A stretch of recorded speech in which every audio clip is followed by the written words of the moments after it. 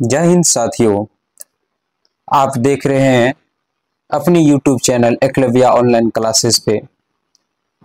आज की यह वीडियो बेहद खास होने वाली है।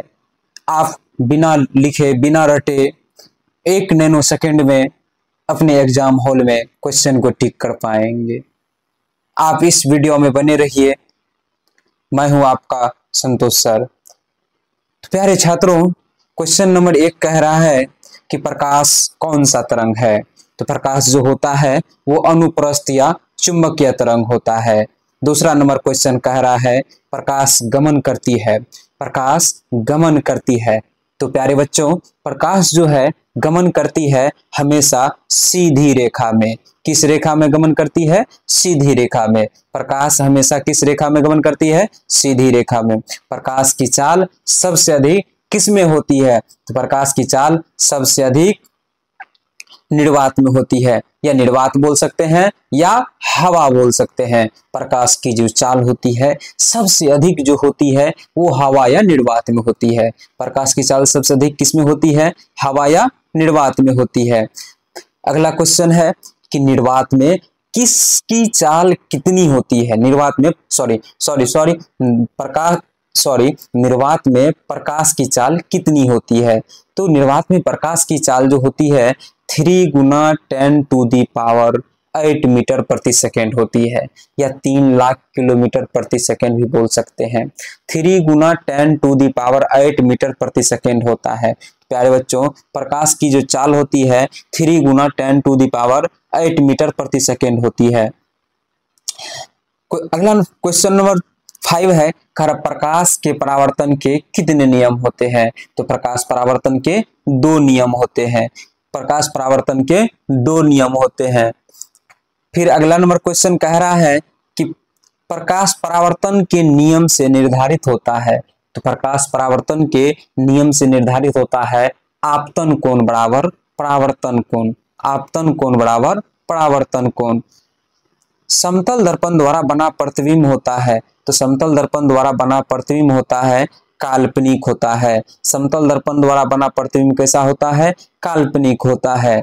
समतल दर्पण द्वारा बना प्रतिबिंब काल्पनिक होता है। कह रहा है दर्पण के सामने किसी वस्तु का प्रतिबिंब सीधा प्रतीत होता है तो वह दर्पण होगा।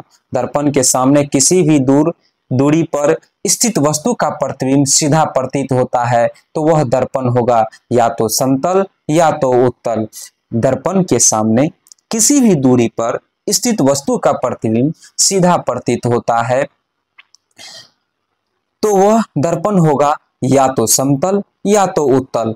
तो प्यारे बच्चों, यहाँ या तो समतल होगा और या तो उत्तल होगा। अगला नंबर क्वेश्चन कह रहा है कि समतल दर्पण की फोकस दूरी होती है। तो समतल दर्पण की फोकस दूरी होती है कितना होता है? अनंत होता है। समतल दर्पण की फोकस दूरी अनंत होती है। समतल दर्पण की फोकस दूरी अनंत होती है। क्या आप लोग को याद रखना है? वीडियो में बने रहिए। आगे बहुत ही मजेदार क्वेश्चन आने वाला है जो कि आपके बोर्ड परीक्षा में काफी यूजफुल होगा। आप 1 नैनो सेकेंड में एग्जाम हॉल में क्वेश्चन को टिक कर पाएंगे। आप धैर्य बनाकर बने रहिए इस वीडियो में। क्वेश्चन नंबर 10 कह रहा है अवतल दर्पण के सामने वस्तु को कहां रखा जाए ताकि प्रतिबिंब उल्टा वास्तविक और समान आकार का बने। अवतल दर्पण के सामने वस्तु को कहां रखा जाए ताकि प्रतिबिंब उल्टा वास्तविक और समान आकार का बने। प्यारे छात्रों, आपको मैंने क्लास में पढ़ा दिया था जब इसका थ्योरी करवा रहे थे, डायग्राम के साथ बताया था। तो इसका जो डायग्राम के अनुसार जो बताए थे तो कहाँ होता है? अवतल दर्पण के सामने वस्तु को कहाँ रखा जाए ताकि प्रतिबिंब उल्टा वास्तविक और समान आकार का बने? तो वक्रता केंद्र पर। कहाँ रखेंगे? वक्रता केंद्र पर। अवतल दर्पण के सामने वस्तु को कहाँ रखा जाए कि प्रतिबिंब उल्टा वास्तविक और समान आकार का बने? तो अवतल दर्पण के सामने हम वस्तु को वक्रता केंद्र पे रखेंगे। जब वक्रता केंद्र पे वस्तु को रखते हैं, जब वक्रता केंद्र पर अवतल दर्पण के सामने किसी वस्तु को रखते हैं तो उसका प्रतिबिंब उल्टा वास्तविक और समान आकार का बनता है। प्रतिबिंब उल्टा वास्तविक और समान आकार का बनता है। ये कब बनता है? जब वस्तु वक्रता केंद्र पे हो। और किस दर्पण में ये ऐसा होता है? तो अवतल दर्पण में होता है। आप लोग को अच्छे से समझ में आ गए होंगे। चलिए क्वेश्चन नंबर 11 चलते हैं। उत्तल दर्पण द्वारा बना प्रतिबिंब होता है। उत्तल दर्पण द्वारा बना प्रतिबिंब होता है सीधा, काल्पनिक एवं छोटा। उत्तल दर्पण द्वारा बना प्रतिबिंब होता है सीधा, काल्पनिक एवं छोटा। उत्तल दर्पण द्वारा बना प्रतिबिंब होता है सीधा, काल्पनिक एवं छोटा। उत्तल दर्पण द्वारा बना प्रतिबिंब कैसा होता है? सीधा, काल्पनिक एवं छोटा होता है। अगला नंबर क्वेश्चन देखिए, क्वेश्चन नंबर 12 कह रहा है दर्पण सूत्र है। दर्पण सूत्र जो होता है 1/v प्लस 1/u बराबर 1/f, 1/v प्लस 1/u बराबर 1/f होता है। दर्पण सूत्र 1/v प्लस 1/u बराबर 1/f होता है। प्यारे बच्चों, आपको हमेशा याद रखना है कि दर्पण सूत्र जो है वो प्लस में होता है और लेंस सूत्र जो है वो माइनस में होता है। अगर यहाँ हम माइनस का साइन लगा देते तो आपको क्या हो जाता? यहाँ पे लेंस सूत्र हो जाता। यहाँ पे 1/v माइनस 1/u बराबर 1/f। तो यहाँ अगर माइनस का चिन्ह लगाते हैं तो आपको किसका सूत्र हो जाता है? लेंस का सूत्र हो जाता है। तो चलिए क्वेश्चन नंबर 13वां में चलते हैं। दाढ़ी बनाने के लिए कौन सा दर्पण उपयुक्त होता है?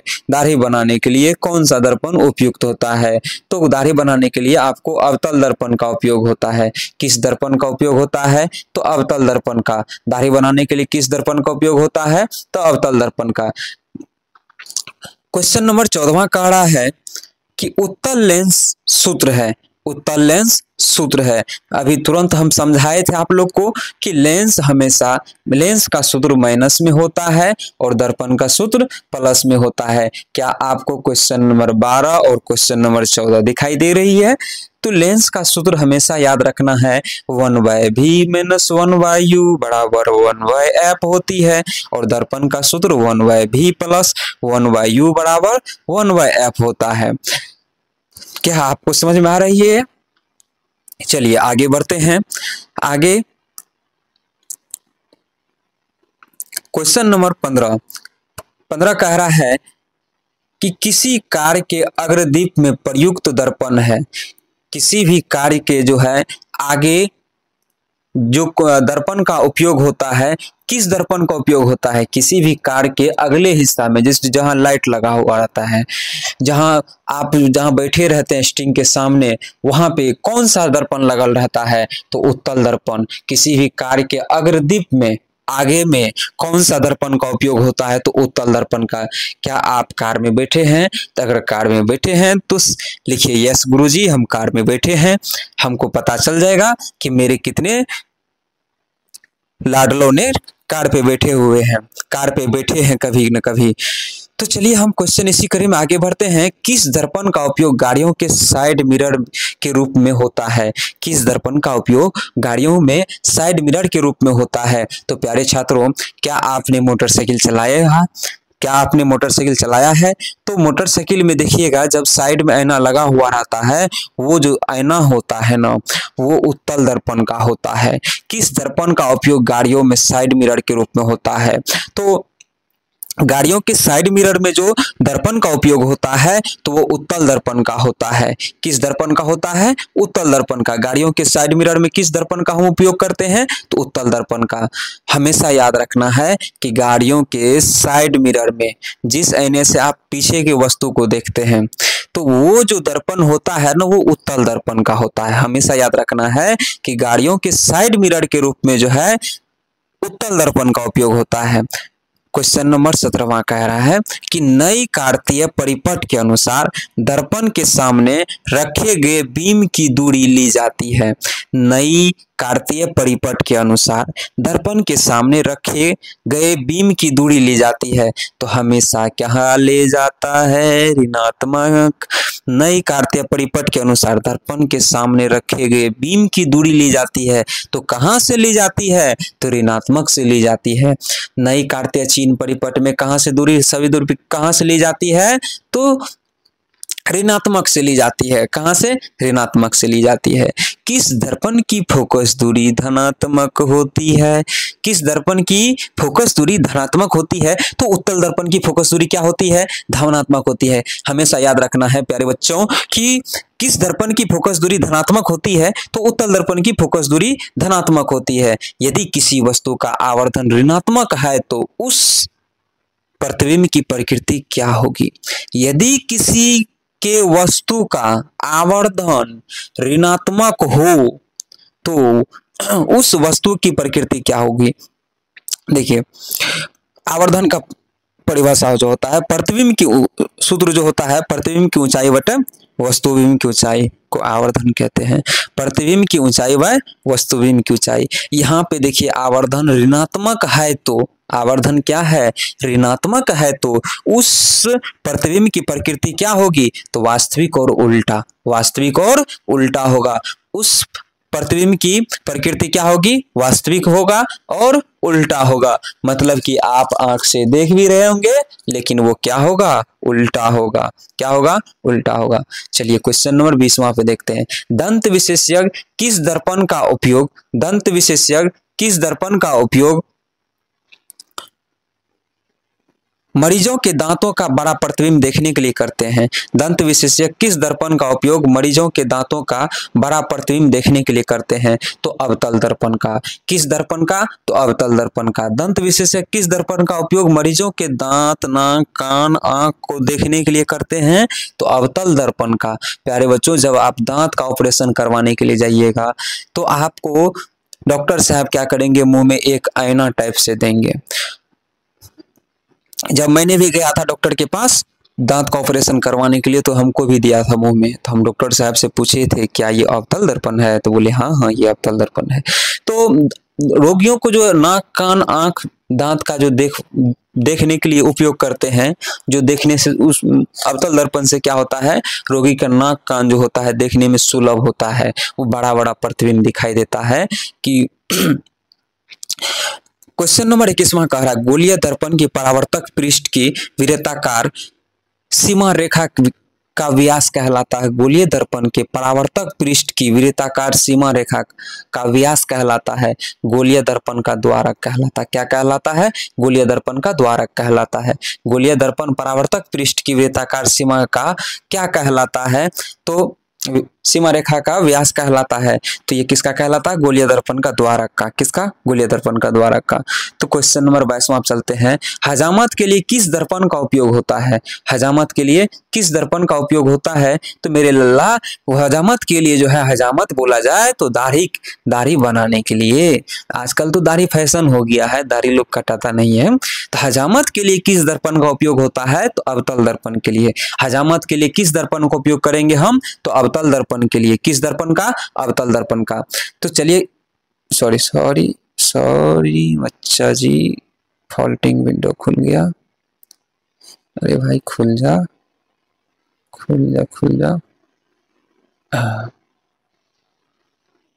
अबे यार क्या हो गया ये?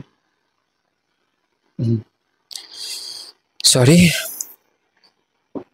गोलीय दर्पण परावर्तक पृष्ठ की वृत्ताकार सीमा रेखा का व्यास कहलाती है, तो गोलीय दर्पण का द्वारक।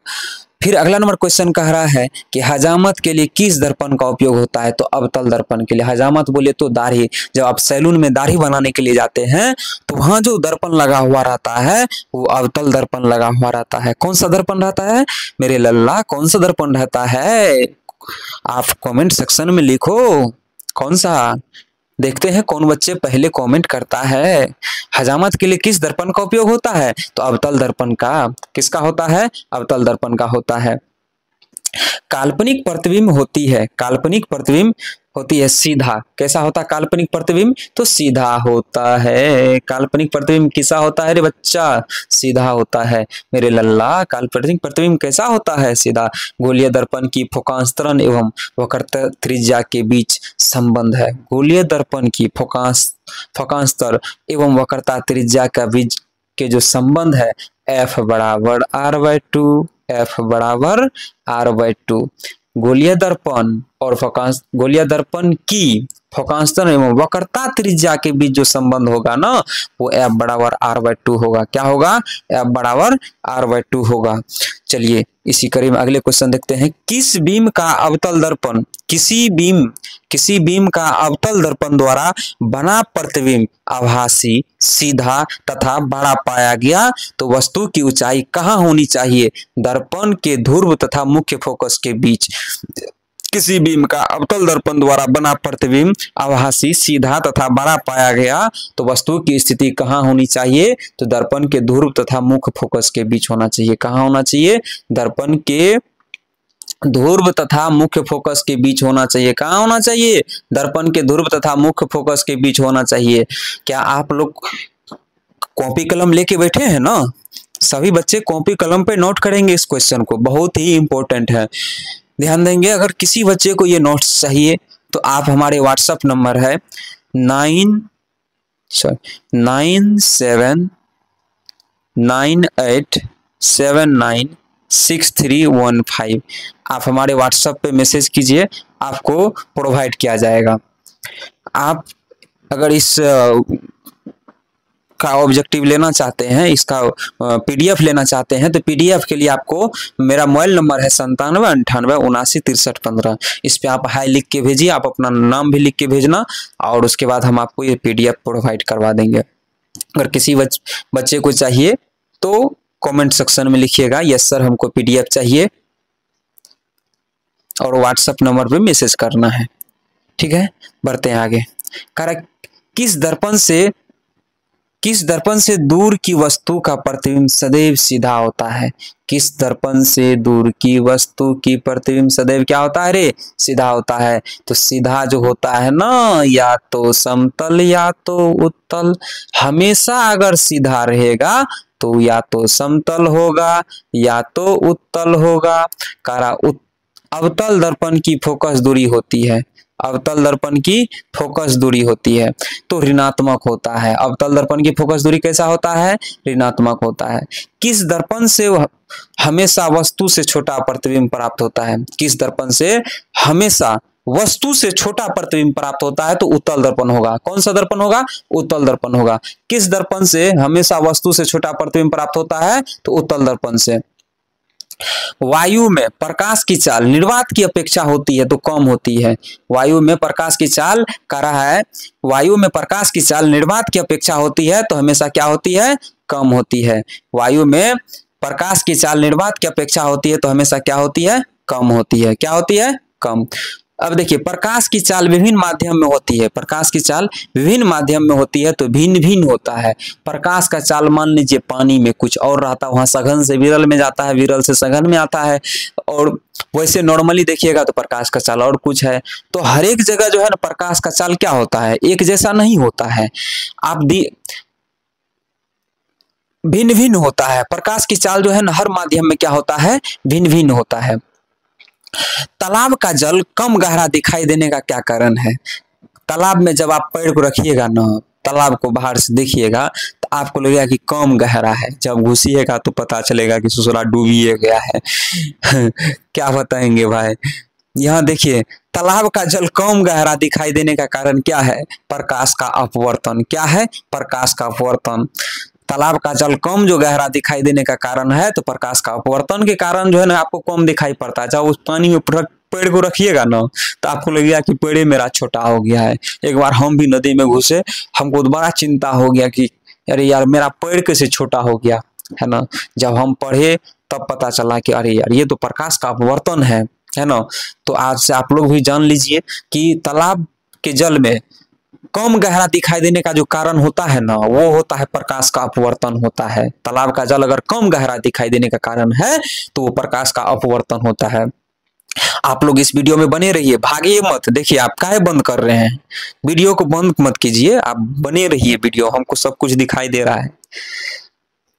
समझ गया रे बचवा, तुम काहे भाग रहा है? वीडियो को बंद मत करो, रील्स देखने के लिए जाएगा उधर। अभी पढ़ लो, अभी जब पढ़ेगा ना तो एग्जाम हॉल में खूब क्वेश्चन को टिकी आएगा, है ना। रील्स देख के का टिकी आएगा? अभी पढ़ लो। किस लेंस द्वारा उत्पन्न आवर्धन का एसआई मात्रक है? तो मात्रक विहीन। किसी लेंस द्वारा उत्पन्न आवर्धन का SI मात्रक है तो मात्रक विहीन होता है। क्या होता है? मात्रक विहीन होता है। किसी लेंस द्वारा उत्पन्न आवर्धन का SI मात्रक है तो क्या होता है? मात्रक विहीन होता है। सभी बच्चे फटाफट जुट जाइए।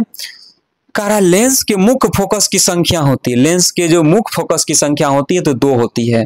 कह लेंस जो होता है एगो उत्तल लेंस होता है, एगो अवतल लेंस होता है। तो फोकस की संख्या कितना होगा इसमें रे बच्चा, मेरे लल्ला, कितना होगा?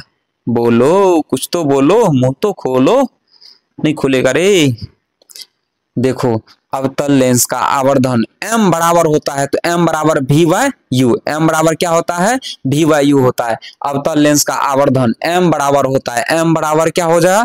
v/u होता है। अवतल लेंस का आवर्धन m बराबर होता है तो किसके बराबर होता है? तो m बराबर v/u होता है, v/u होता है। आवर्धन हम तभी बोले थे, आपको एक बार परिभाषा पहले भी बोले थे, चलिए हम फिर से बोल देते हैं कि अब आवर्धन हो जो होता है प्रतिबिंब की ऊंचाई व वस्तुबिंब की ऊंचाई को क्या कहते हैं? हम आवर्धन कहते हैं। और देखिए यहाँ पे m बराबर क्या है? v/u है। एक प्रतिबिंब का ऊंचाई होगा और ये क्या हो गया? वस्तुबिंब का ऊंचाई हो गया। चलिए इसी कड़ी में क्वेश्चन नंबर 35 पे चलते हैं। किसी माध्यम के अपवर्तनांक म्यू का मान होता है म्यू बराबर sin i/sin r। म्यू बराबर क्या हो जाता है? sin i/sin r।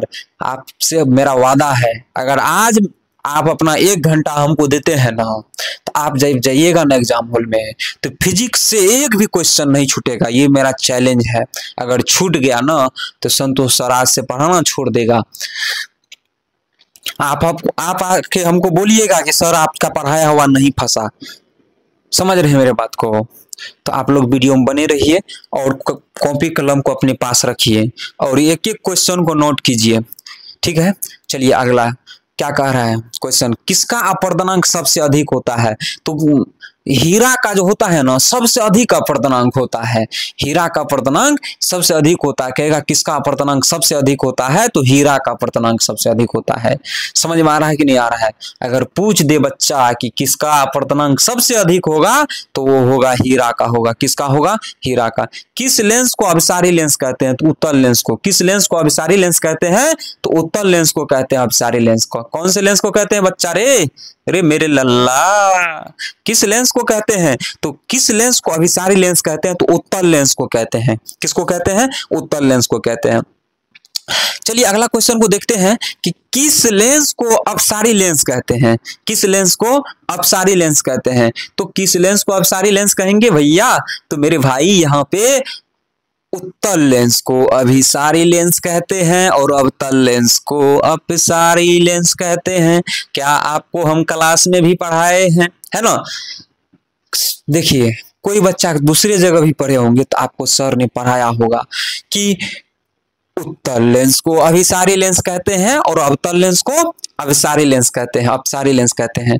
जल्द ही हम आपके सामने रूबरू होंगे, क्योंकि बहुत जल्द डिजिटल पर बोर्ड लगने वाला है। जिस दिन लग गया ना तो उस दिन आप मेरा फेस टू फेस देखिएगा, हम भी आपको देखेंगे कि कमेंट सेक्शन में सोरा मुंह नहीं देख पाएंगे। तुम्हारे घर में हम जाएंगे कैमरा लगाने के लिए। हंसता है काहे रहे? किसको किसको हंसी आया? एक बार मौज छोड़ दो तो उस हंसी वाला। कह रहा कि कौन लेंस की क्षमता का मात्रक है? कौन लेंस की क्षमता का मात्रक है? तो डायप्टर होता है। लेंस की क्षमता का जो मात्रक होता है ना तो डायप्टर होता है, जिसको डी से सूचित करते हैं। लेंस की क्षमता का जो मात्रक होता है वो डायप्टर होता है।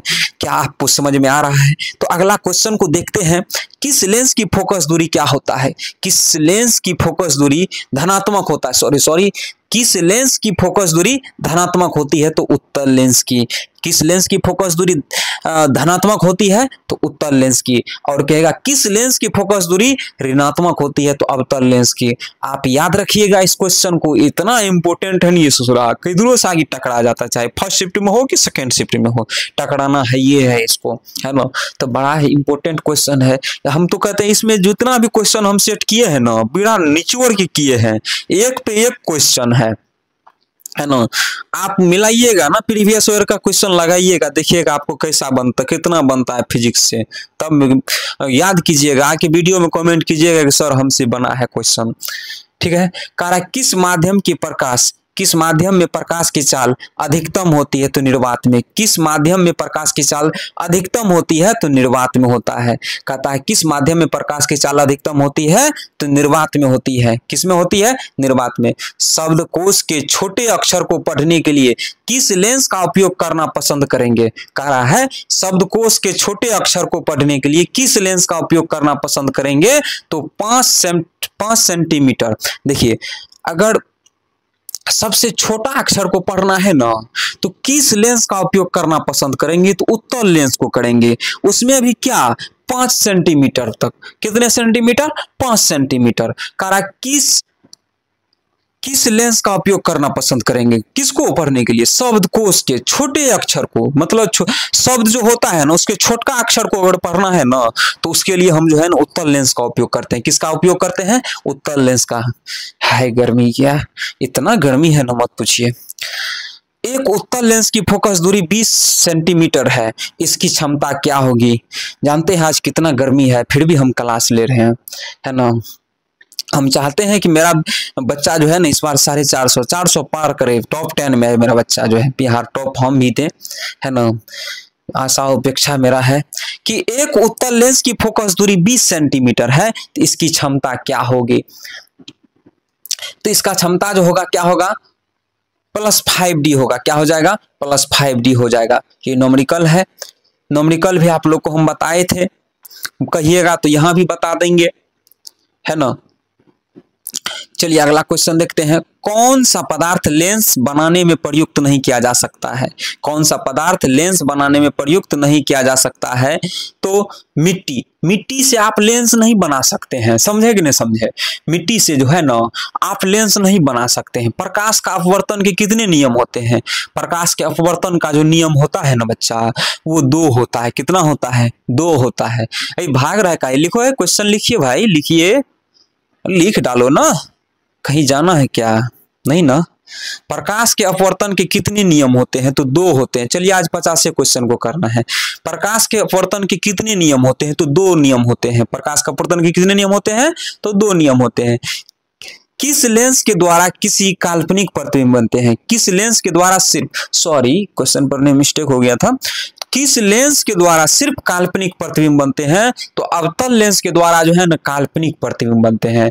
हमेशा याद रखिएगा कि अवतल लेंस के द्वारा जो बनता है ना, कैसा प्रतिबिंब बनता है? अब काल्पनिक प्रतिबिंब बनता है। कैसा बनता है? अवतल लेंस के द्वारा कैसा प्रतिबिंब बनता है भाई रे? तो काल्पनिक प्रतिबिंब बनता है। कहेंगे क्या? किस लेंस के द्वारा काल्पनिक प्रतिबिंब बनता है? तो अवतल लेंस के द्वारा। कहेंगे 1 एंगस्ट्रॉन का, किसका भाई रे? 1 एंगस्ट्रॉन का मान होता है 10⁻10 एम होता है। 1 एंगस्ट्रॉन का जो मान होता है ना 10⁻10 एम होता है। इसको याद कर लीजिएगा आप लोग। 1 एंगस्ट्रॉन का जो मान होता है 10⁻10 एम होता है। सारे क्वेश्चन को नोट करना है आपको कॉपी में। करा एक उत्तल लेंस होता है। आप धैर्य बना के रहिए, मात्र 2 क्वेश्चन और करना है, 50 ही रहने देते हैं आज, है ना। एक उत्तल लेंस होता है, किनारों की अपेक्षा बीच में मोटा होता है। क्या होता है? उत्तल लेंस जो होता है ना हमेशा क्या होता है? किनारे की अपेक्षा क्या होता है रे? बीच में मोटा होता है। किनारे की अपेक्षा क्या होता है? बीच में मोटा होता है। क्या समझ में आ रहा है कि नहीं आ रहा है? किसी बीम का वास्तविक प्रतिबिंब समान आकार प्राप्त करने हेतु बीम को उत्तल लेंस के सामने कहाँ रखा जाता है? किसी बीम का वास्तविक प्रतिबिंब समान आकार का प्राप्त करने हेतु बीम को उत्तल लेंस के सामने कहाँ रखा जाता है? तो इसको जो है ना वक्रता केंद्र पे रखा जाता है। कहाँ रखा जाता है? वक्रता केंद्र पे। कहा किसी बीम का वास्तविक प्रतिबिंब समान आकार का प्राप्त करने हेतु बीम को उत्तल लेंस के सामने कहाँ रखा जाता है? तो वक्रता केंद्र पे रखते हैं। कहाँ रखते हैं? वक्रता केंद्र पे रखते हैं। अब देखिए क्या कह रहा है क्वेश्चन नंबर 50 में, क्या कह रहा है? उत्तल लेंस द्वारा आवर्धित काल्पनिक प्रतिबिंब बनता है जब वस्तु रहती है। किसके बीच वस्तु रहता है? तो फोकस और लेंस के बीच रहता है। किसके बीच रहता है? फोकस और लेंस के बीच रहता है। अवतल लेंस द्वारा आवर्धित काल्पनिक प्रतिबिंब बनता है जब वस्तु रहती है। किसके बीच रहता है? तो फोकस और लेंस के बीच रहता है। किसके बीच रहता है? फोकस और लेंस के बीच रहता है। तो बहुत बहुत धन्यवाद। आज कि वीडियो में यहीं तक रहने देते हैं। जितना दिए हैं ना आप लोग को ऑब्जेक्टिव, तभी से पढ़ाए हैं, तो सारे ऑब्जेक्टिव को आप लोग नोट कर लीजिएगा। ठीक है, सारे ऑब्जेक्टिव को आप लोग एक बार नोट कर लीजिएगा। सभी बच्चे नहीं होता तो स्क्रीनशॉट ले लीजिए। ठीक है, बाद में लिख लीजिएगा, इस क्वेश्चन को बढ़िया से लिख लीजिएगा, है ना। हम आपको इसका छोटा करके दिखा देते हैं। ठीक है, इसको लिख लीजिएगा आप लोग अच्छे से और याद कर लीजिएगा। कल जो है ना, कल फिर शुरू करेंगे, पार्ट 2 होगा इसका, तो 50 के बाद 51 नंबर से शुरू होगा, क्योंकि टोटल हमको 250 क्वेश्चन करना है इसमें जो है। आप लोग उधर से कमेंट पे कमेंट करते जा रहे हैं कि सर रहने दीजिए रहने दीजिए, तो ठीक है। तो आज के लिए बस इतना ही, मिलते हैं नेक्स्ट क्लास में इसी आशा उमंग जोश जुनून जज्बे के साथ। तो मिलते हैं एक नए वीडियो के साथ।